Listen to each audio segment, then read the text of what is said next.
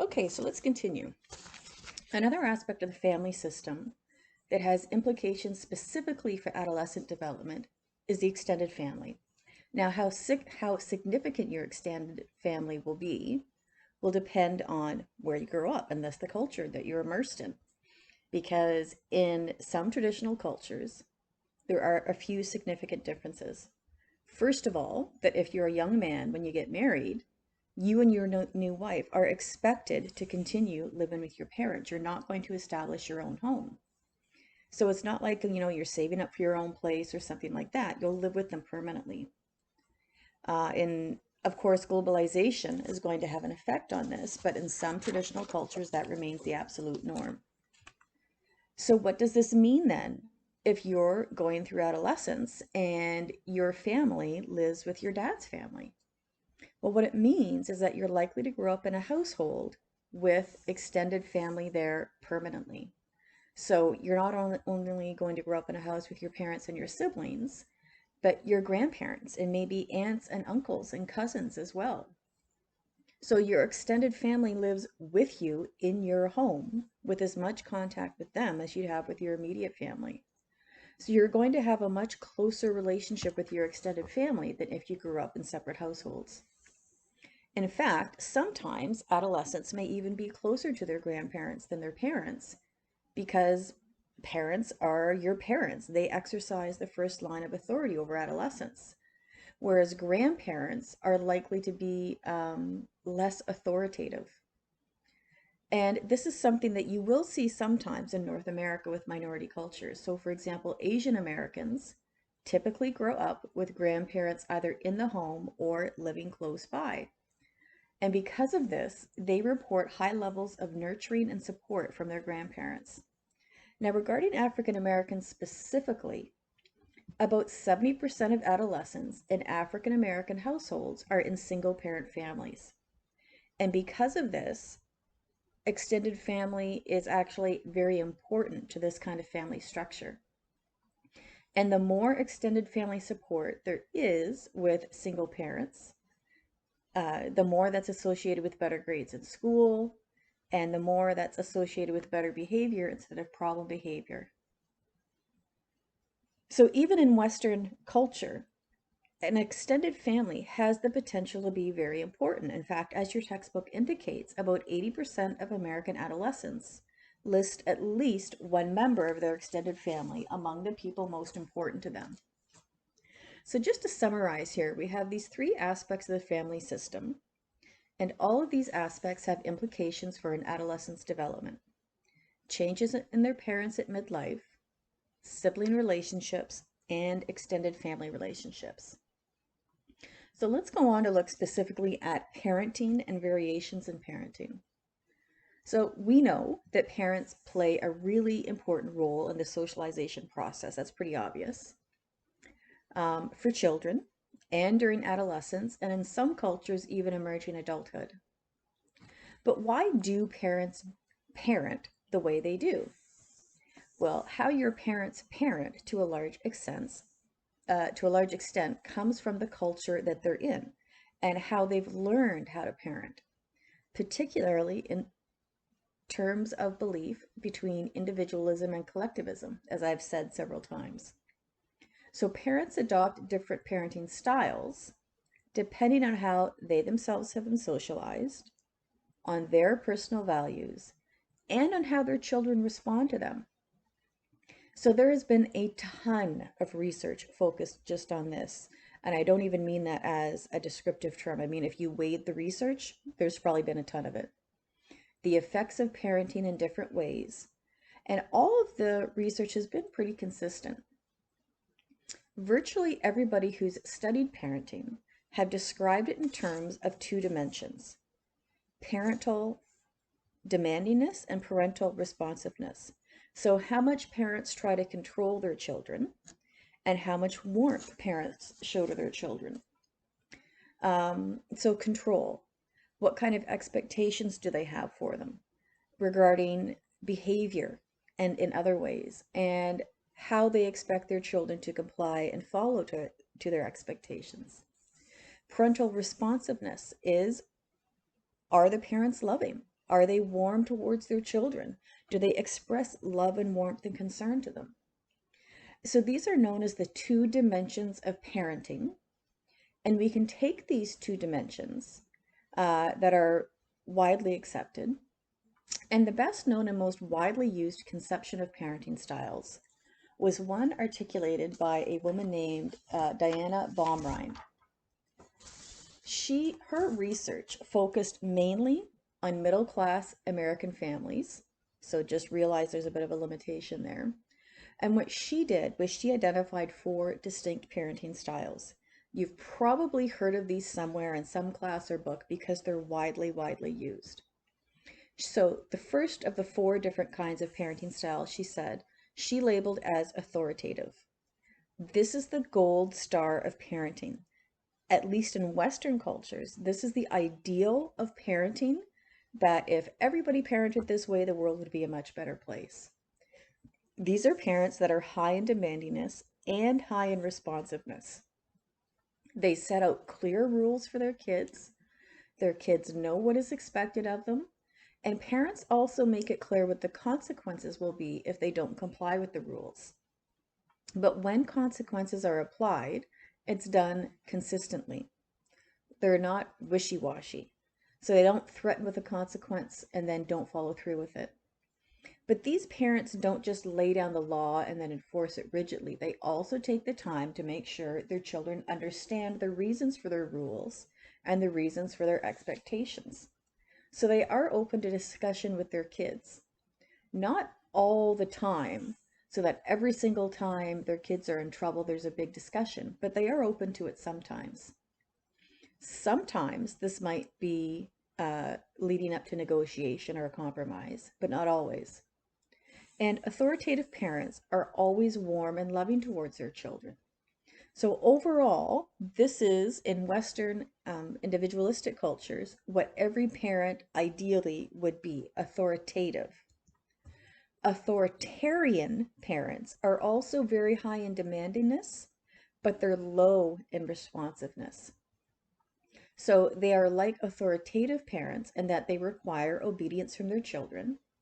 They're very clear what is expected, but they're also not very responsive to their kids. There's never any compromise, never any discussion, and this is a really important difference between the two. There's none of the verbal give and take in common with authoritative parents. There's no explanation. They expect what they say to be followed without dispute, and that's it. So authoritarian parents don't show their children much of the warmth or love that authoritative parents do. I'm thinking of the movies and TV shows where parents are kind of more like a drill sergeant. They're very demanding. The third kind of a parent is a permissive parent, and they are low in demandingness and high in responsiveness. They are just what the label says. They're permissive. Focus on that word. So what does the word permissive mean? It means lenient, loose, tolerant. That describes the attitude permissive parents have toward being a parent. They don't set clear expectations for their children's behavior, and their kids are rarely required to be accountable for what they do or don't do. Instead, for permissive parents, their emphasis is on responsiveness. So a permissive parent generally believes that children need love that is truly unconditional in every sense of the word. They're not focused on being a typical parent and telling or even directing their child what to do. On some level, for some reason, they feel that trying to control their child is not good. So permissive parents are highly responsive. They provide their kids with a lot of love and warmth, and they give their children enormous freedom to do what they want. And when I see this, I think this would be every little kid's dream parent and every teacher's nightmare, because the kids are never really required to meet any kind of expectation. Disengaged parents are low in both demandingness and responsiveness. When I think about disengaged parents, I sarcastically wonder why they even had kids in the first place, because their goal seems to be to minimize the amount of time and emotion they devote to parenting. Quite simply, they don't put a whole lot of effort into parenting in any way. They don't require much of your children. They rarely bother to correct their behavior or place clear limits on what they're allowed to do. They just don't put much effort in. But they also tend to express very little in the way of love or concern for their kids. It's almost like they don't have much of an emotional attachment to them. This would also be a nightmare parent for a teacher, having to deal with the behaviors and habits that this style of parenting would create, and clearly is not a positive environment for the child either. So the question is, how do these parenting styles influence an adolescent or a child's development before adolescence that will then affect adolescence? I mean, think about how was your own development influenced by how you were parented? Now, just as a side note here, I'm going to use the term children when I discuss this. That doesn't mean the stage of childhood. I'm using it because we're talking about parents and their children. So I've already talked about how in individualistic cultures like in North America, independence is something that is highly, highly valued, something people should strive for. So naturally, when it comes to parenting, generally speaking, a goal for parents here is to promote independence. We are an individualistic culture that puts a lot of emphasis on a child developing good self-esteem and independence and being their own person. This is one way that our society's cultural beliefs overall contribute to the socialization that occurs in every family within our culture. And in general, authoritative parenting, which I identified as a stereotypical ideal parent, is associated with the most ideal, favorable outcomes, at least by westernized parenting standards, because it strikes that balance between being loving and warm and also expecting their child to do well. We know that adolescents who have authoritative parents tend to be independent because they're encouraged to learn things, to do things on their own, using their own judgment. They tend to be self-assured because they receive a lot of positive reinforcement. They tend to be more creative because they're allowed and encouraged to explore things on their own. They tend to do well in school, which is not surprising since they've always been expected to follow rules and do what they're supposed to do. So in a lot of ways, an educational environment is kind of an extension of the home environment so that big adjustments are not needed. The current term for this is when they're little kids, they have a high degree of school readiness. So when you think of what authoritative parenting includes, clear rules that are explained, not just applied, young people knowing what to expect from others as well as from their own behavior, this is something that really works well in an educational environment. They tend to get along with their peers and with other adults. So authoritative parenting seems to have a positive effect on a whole wider range of behaviors. Authoritative parenting is the only parenting style that produces only positive effects. All the other parenting styles are associated with at least some kind of negative outcome. Authoritarian parenting, where parents make all the decisions in a very dictatorial manner with no discussion, does end up having a negative effect because they tend to really discourage a child from developing independence. Their parents are constantly supervising them and micromanaging them and keeping an eye on everything without trusting them to do things on their own. And as a result of that, when it comes to independence, they're usually lacking because this parenting style doesn't encourage them to develop it. In my head, I can kind of hear a parent complaining, saying, "Why don't you do things on your own when this kid reaches emerging adulthood?" Well, because you never let them do things on their own. You always had to specifically direct them, whether it was needed or not.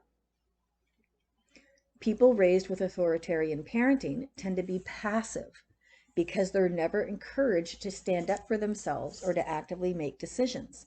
Instead, their parents were always directing them. They tend to have a high degree of conformity because growing up, they were so tightly controlled by their parents. And growing up, they were always expected to conform. Now, as a young person, you might think that being raised with permissive parents would be great because a permissive parent doesn't expect a whole lot from their children. But research indicates that in being raised with permissive parenting tends to result in certain difficulties.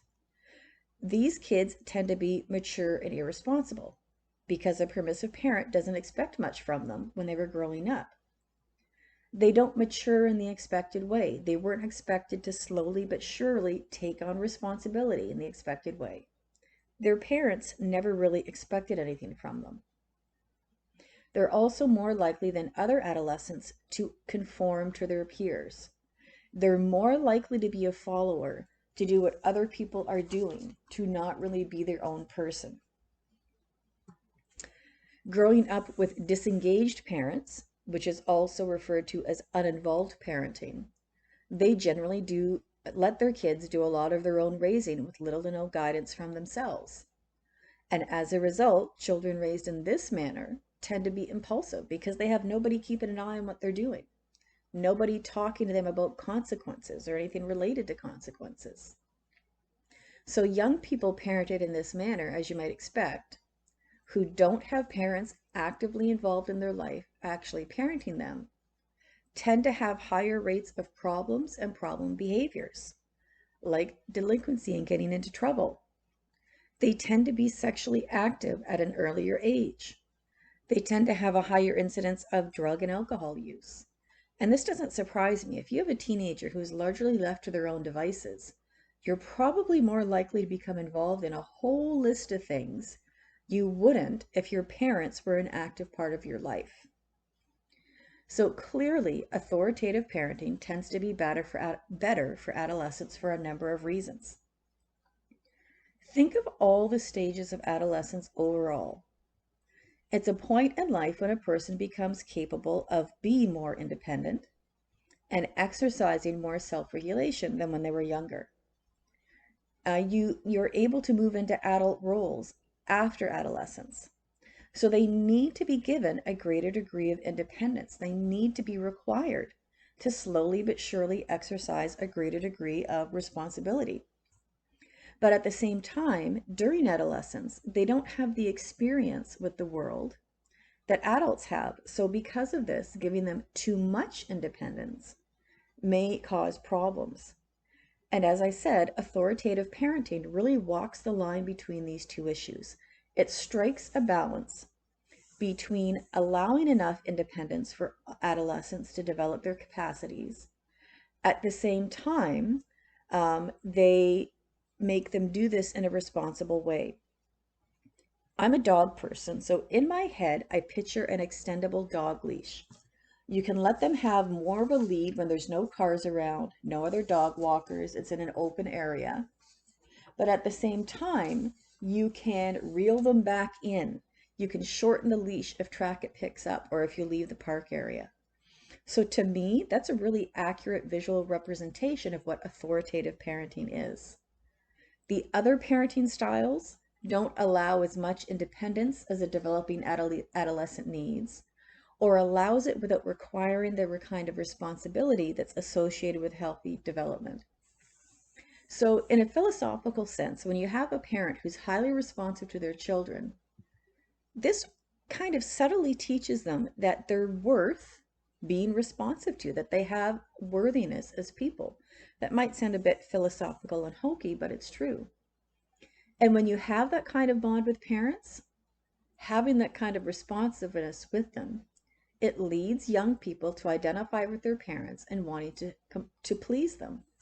Now, not necessarily all the time. I was extremely close to my mom growing up. And believe me, I still did things as a teenager she would not approve of. But there's still going to be that core relationship with your parents and that feeling of wanting your parents to approve. Now, here's a question for you. What if you come from a family when one parent parents in one way and another parent parents in another way? This isn't as unusual as you might think, and I'm kind of reminded of articles and books and even talk shows that focus on people who are getting married or who have been married for a short period of time, who never discussed certain really important things they should have before the marriage, like finances, whether that is each person's general attitude towards money, saving, investing, who's going to pay for what, Will you have a joint savings account or checking account or joint credit cards, or will you maintain your own? They often don't involve basic parenting questions, discussing parenting before they decide to have kids and get married. Once you establish that you both want kids, how many you want, how you'll determine their names, will a child be baptized or whatever. What about discipline? How do you feel about spanking, timeouts, taking something away for a period of time? It's not unusual for two parents to not have the same parenting style. And this tends to, of course, cause difficulty for the child or adolescent in question. And this will become more noticeable as a child gets older. As indicated in the textbook, in one study, they looked at fifth graders and eighth graders and 11th graders and asked them to rate their parents on various items. So the fifth graders generally viewed their parents as similar. But as they proceeded to later grades, as they progressed to a later age, they realized that their parents were not as similar as they thought. As students became older, they noticed more differences between their parents. Now, to complicate this, we live in a society where divorce has become commonplace. I mean, in the late 80s in high school, I knew two people whose parents were divorced. Now it really is, in many ways, the norm to have two households. And as a result, it's really easy for young people to be aware of any inconsistencies in parenting. And kids of all ages will tell you this very quickly. They know what's acceptable in one home and not the other. They know if they have a problem at school with one parent, they're more likely to freak out, while the other parent's more likely to take it in stride.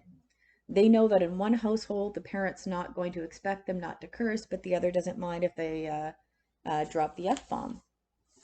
So coming back to the family systems model, when parents who are still married are living together, who have different approaches to parenting, this is an example of how marital problems can affect relationships within the family. So you're going to have one relationship between the marital partners affecting other relationships, such as the parents' relationships with siblings. Now, I want to point out, as your textbook does, this is not a simple cause-effect relationship between parents and children. There is no way that we can say flat out that parenting style A automatically and inevitably produces adolescent type X. There are a range of other factors involved, including the fact that children and adolescents are not only affected by their parents, but they in turn affect how their parents parent. This is the principle of reciprocal effects or bidirectional effects. So it's not a matter of kids and adolescents just blindly heading in the direction they're propelled by their parents, because every person has their own personality, their own perceptions, their own reactions. And because of this, children and adolescents may evoke or encourage certain parenting behaviors from their parents. So let's say you have a 15-year-old adolescent girl who's kind of aggressive. She talks back a lot. She doesn't do what her parents tell her, even when it's clear that it's in her best interests. She seems to want to fight against everything her parents even suggest. This kind of behavior and these reactions from her may encourage her parents to be more authoritarian. They might want to be more authoritative, but because the parents find that authoritative explanations of the rules are simply ignored, they figure, what's the point? The only thing that seems to have an effect with their daughter is when they're more authoritarian in nature. In other words, their responsiveness decreases as a result of their daughter's reactions. I'm thinking of the old saying, give them an inch and they take a mile. So you'll learn through trial and error that giving your child the inch will lead to problems. And because of this, you alter how you parent her. You don't give her as much lead on that leash. If you have the same girl who generally does what she's told to do most of the time, who seems to be kind of naturally responsible and mature, very mild-tempered, this girl may encourage her parents to not just be authoritative, but permissive. because her parents see there's no need to highlight specific rules for her because she does what she's supposed to do anyways. What this means is that even within one family, you may have different styles of parenting with different siblings.